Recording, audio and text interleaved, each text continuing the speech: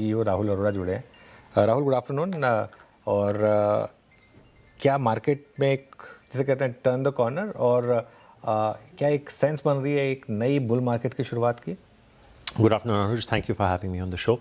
अनुज देखिए, ये इत्तेफाक तो हो नहीं सकता कि, और ये थोड़ा सिंपलिस्टिक लगेगा बोलने में कि यहाँ पे दुनिया का सबसे बड़ा इवेंट यूएस में शुरू हुआ और उसी वक्त ईरान के साथ सीज फायर अनाउंस हुई। ऑब्वियसली आप चाहेंगे कि आपका सारा अटेंशन यहाँ पे बना रहे। ईरान की सॉकर टीम आपके सॉइल पे है तो आप नहीं चाहेंगे कुछ ऊंच नीच हो। It's great for the stock markets. मुझे लगता है अगले 35-40 डेज शुड बी रिलेटिवली काम, बट क्या ये worst is over and it is behind us? I don't no, because US के प्रेसिडेंट, जैसे हमने देखा है पिछले 2-3 साल में, काफ़ी अनप्रिडिक्टेबल रहे हैं in terms of the way his policies and his stance on things are. इस युद्ध में भी कई बार फ्रंट एंड बैक हुआ है। So it's great for India. I think Anuj, इस वक्त अगर तेल 75-80 जो आप अभी बात कर रहे थे, अगर ये स्टेबलाइज हो गया, होपफुली अगर अगले महीने से बारिश भी ठीक ठाक चालू हो गई, क्योंकि already we are into the third week of June, बारिश की बहुत गंभीर स्थिति हो गई है रेजर्वोयर लेवल्स को भी लेके।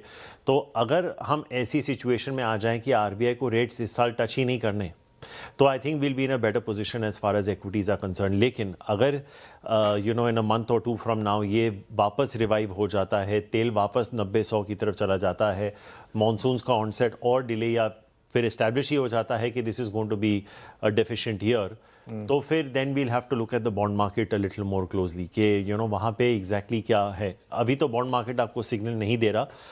हमारा व्यू ये नहीं है कि आरबीआई अगस्त की पॉलिसी में कुछ करेगा। शायद उसके बाद की जो अक्टूबर की भी पॉलिसी है, शायद they may want to wait and watch, but अगर स्थिति ज़्यादा इंप्रूव नहीं हुई तो दिसंबर तक तो एक रेट हाइक डेफिनेटली आ सकता है। लेकिन अगर मॉनसून्स पिकअप हो गए और ये युद्ध वाकई ही एंड हो चुका है, देन आई थिंक, जैसे आपने एक फ्रेज़ यूज़ किया, start of a mini bull market, ये एक हो सकता है।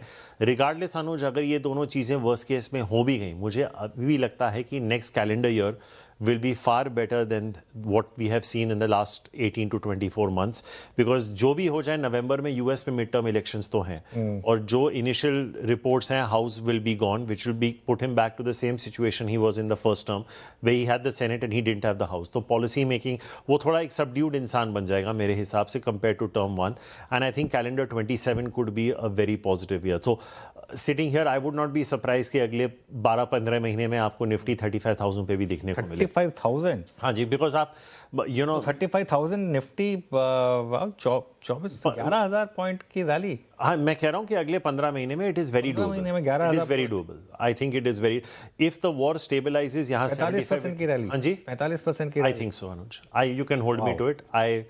Like I said, I think ये थोड़ा बैक एंडेड हो जाएगा। आई थिंक इसका जो ट्रिगर पॉइंट आएगा अनुज, आई थिंक ये दिवाली के आसपास आएगा, एंड अगर उस वक्त आप इन्वेस्टेड नहीं है, then you will look back at these couple of years saying that it was a missed opportunity. Okay, तो फिर लेके कौन जाएगा 35,000 तक? 24,000 से अगर 35,000? I think banks Anuj. I think जो सबसे बड़ा ट्रेड जो हम देखिए दुनिया में इस वक्त सबसे बड़ा ट्रेड जो रहा है, आप 9 जून का लो देख लीजिए, till now Nasdaq is up 1200 points. तो सारा ट्रेड है ये एआई का। तो इंडिया से जिन्होंने पैसा निकाला है, वो कहाँ से निकाला है? वो बैंक से निकाला है। ये नहीं क्योंकि भारतीय बैंकों की आर्थिक स्थिति में कुछ खराबी है, बिल्कुल भी नहीं। अगर आप शेड्यूल कमर्शियल बैंक से नॉन फूड क्रेडिट ग्रोथ को देखें, वो 15-15.5% के आसपास चल रहा है।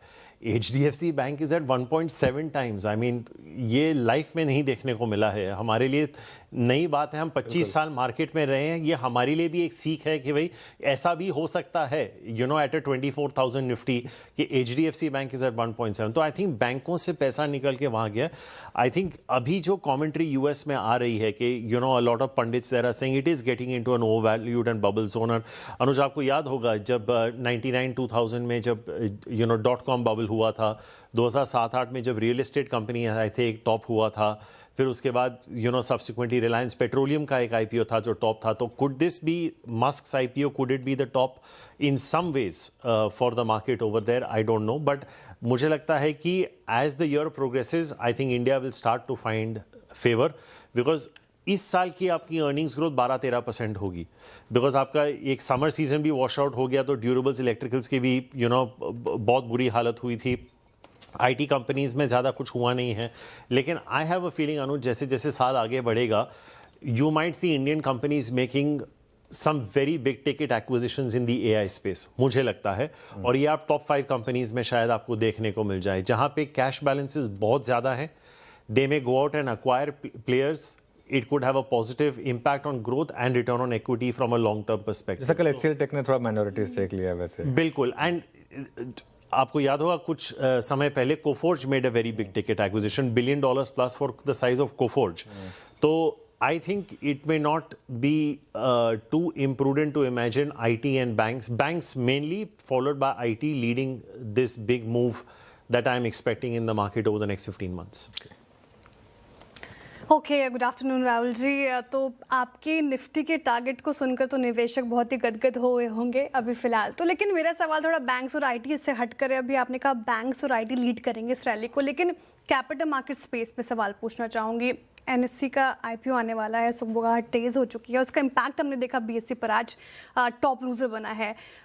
इसके आईपीओ को लेकर आपका क्या नज़रिया है? क्या बीएससी को किस हद तक इम्पैक्ट करेगा? कैपिटल मार्केट स्पेस में आप भी है, हम भी है, क्या यहाँ पर व्यू वो बनता हुआ नजर आएगा? देखिए, एनएसई में कुछ लोगों ने लिस्टिंग से पहले ही इतना पैसा बना लिया है, because pre IPO placements time to time इतना हो चुके हैं. तो आई थिंक मेरा वरी ये है कि जब लिस्ट हो जाएगा और जब लॉक इन खत्म हो जाएगा, वो शायद सप्लाई मार्केट में और आ जाएगी एनएसई की, हो सकता है.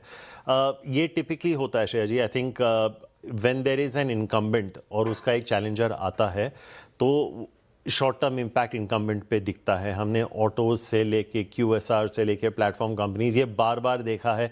PVR, INOX, I can go back to an number of examples. तो जो आज एक दिन का मूव है, BSE is down, I would not read too much into it. Going back to, जैसे मैं अनुज को के साथ अभी जिक्र कर रहा था कि अगर मेरा व्यू इतना कंस्ट्रक्टिव है अगले 15 महीने में, तो why would I not be invested in anything capital market related. Not just आपका सवाल एक्सचेंजेस का था. अगर आप म्यूचुअल फंड्स देख लें, आई थिंक हो सकता है कि अगले 12-15 महीने में आपको SBI और ICICI प्रू AMC के IPOs देखने को मिल जाए. कैनरा रोबेको भी लिस्ट हो जाएगा क्योंकि उनका भी IPO थ्रू आ चुका है. Most of these mutual funds are trading at between 25 to 30% ROE ROCs. तो you can view them as potential consumer companies. तो उनको 40 टाइम्स मल्टीपल क्यों नहीं मिल सकता? ऑब्वियसली अगर मार्केट बॉइंट होगा तो प्राइमरी मार्केट एक्टिविटी होगी. There will be an impact on the listed players that have investment banking and broking revenues. तो I think broking stocks का भी एक पॉजिटिव इम्पैक्ट होगा. जो लाइफ इंश्योरेंस कंपनीज हैं, स्पेसिफिकली से like ICICI Pru Life, SBI Life, Bajaj Allianz, Max Life, जिनकी बहुत बड़ी यूलिप बुक भी है. जो प्राइवेट सेक्टर में है उनकी यूलिप बुक इतनी नहीं है, लेकिन इनमें यूलिप का कंपोनेंट बहुत ज़्यादा होता है. तो I think that could also be a good proxy play. Clearing agencies, CDSL, I would be very positive. So I think as a theme, but I'm not saying कि अगर आप आज खरीदें तो अगले 3 महीने में आपके पैसे बनेंगे, ऐसा नहीं है. क्योंकि कभी कभार हो जाता है कि अगर आपके पैसे बन गए हों, जैसे मैं आपको स्विगी का उदाहरण देता हूँ. जब स्विगी लिस्ट हुआ था, which was one of the most high profile IPOs, I think 350 का इशू प्राइस था. लिस्टिंग के 3-4 महीने में वो 650 होके फिर 250 तक आ गया. So I think we need to be very, I am not saying NSE के साथ ऐसा कुछ भी होगा, वो अलग बिजनेस मॉडल है, लॉस मेकिंग है. NSE is a fantastic company, profit making and a pioneer in many things that it is doing. But एक जो लिस्टिंग का पॉप होगा उसके बाद शायद then it will be once it corrects to market valuations. But I don't see any reason why it would not be a part of my portfolio. Okay, आपने अभी जिक्र किया कि मॉनसून ने परिस्थिति काफ़ी ख़राब की है Rahul ji. Blue star, Voltas, AC stock सब चल रहे हैं मॉनसून की देरी की वजह से. आपको क्या लगता है ये रैली और आगे चलकर टिकेगी? जिन्होंने पोर्टफोलियो में शामिल नहीं किया ये सारे स्टॉक्स, क्या वक्त आ चुका है शामिल करने का? आपका क्या नज़रिया बन रहा है यहाँ पर? वैल्यूएशन सस्ते नहीं है. आई थिंक अगर आप ब्लू स्टार को भी देख लें, 45 टाइम्स प्लस पे जा रहा है. Dixon even after today's move काफ़ी एक्सपेंसिव ट्रेड कर रहा है. Obviously it's awaiting the Vivo का अनाउंसमेंट. हमने हाल ही में पिछले 15 दिन में LG इलेक्ट्रॉनिक्स और यूरेका फॉर्ब्स पे भी इनिशिएट किया है. दोनों स्टॉक्स पे हमारा आई थिंक 20 से 25% का अपसाइड है.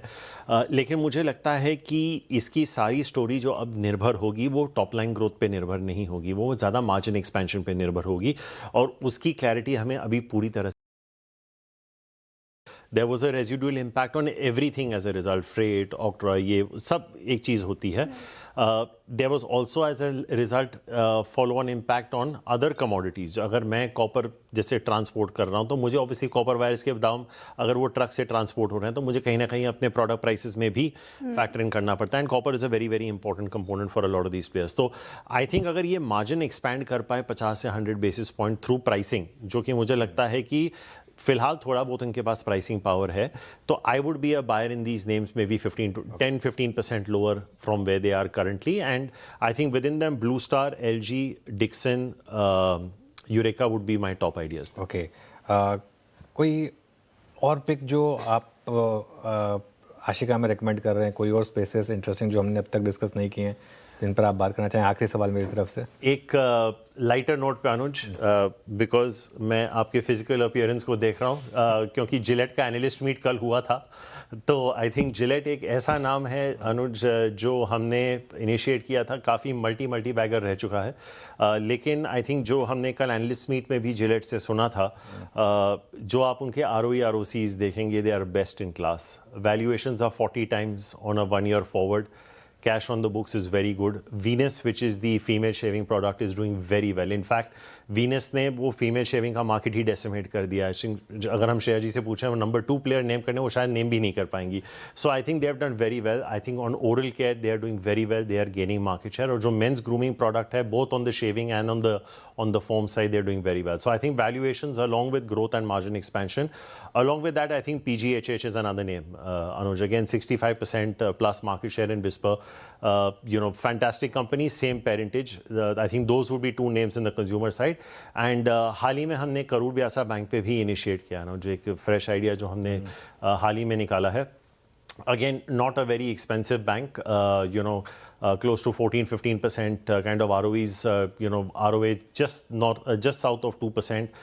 Asset quality is well under control, cost to income ratio is well under control. I think KVB में भी अगर आप अभी निवेश करें तो हो सकता है कि आपको 20 से 25% मिले. तो ये तीन कुछ जैसे आपने पूछा स्पेसिफिकली, तो PNG, जिलेट एंड KVB जो हमें लगता है कि निवेशक अगर आज भी निवेश करें, fundamentally very good companies, very good governance, आपको इजीली 20 से 25% के रिटर्न्स मिल सकते हैं.